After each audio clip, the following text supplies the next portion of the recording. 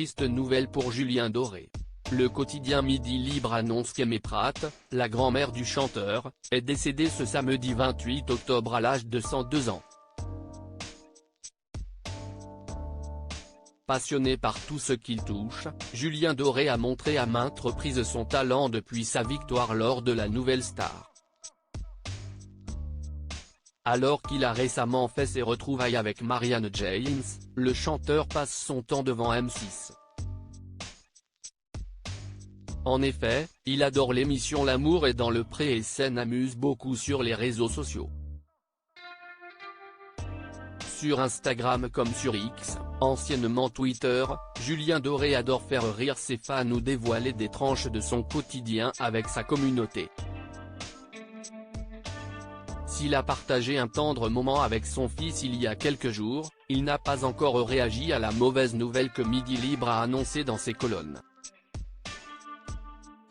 Aimée Pratt, la grand-mère de Julien Doré, est décédée à l'âge de 102 ans. Julien Doré a perdu sa grand-mère. Aimée Pratt était âgée de 102 ans et résidait à Saint-Hilaire-de-Bretma, près d'Alès dans le Gard. Elle s'est éteinte ce samedi 28 octobre dans sa maison de retraite.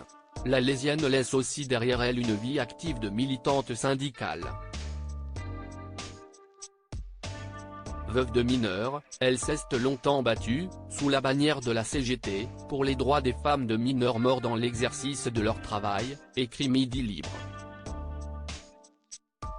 La disparition de la grand-mère de Julien Doré intervient seulement quelques mois après l'annonce du chanteur concernant le décès de sa maman, Raymonde Doré.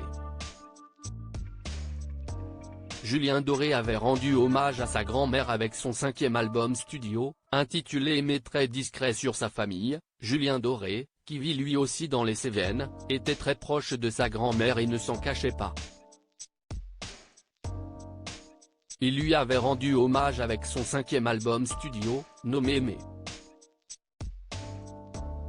On retrouve ce qu'elle, sa grand-mère et sa mère, note de la rédaction, ont injecté en moi, dans mon éducation, dans mon enfance et mon adolescence. Elles m'ont aidé à m'accrocher à mon langage artistique et à mes idées, expliquait alors le chanteur dans les colonnes des Échos lors de la sortie de ce disque en 2020.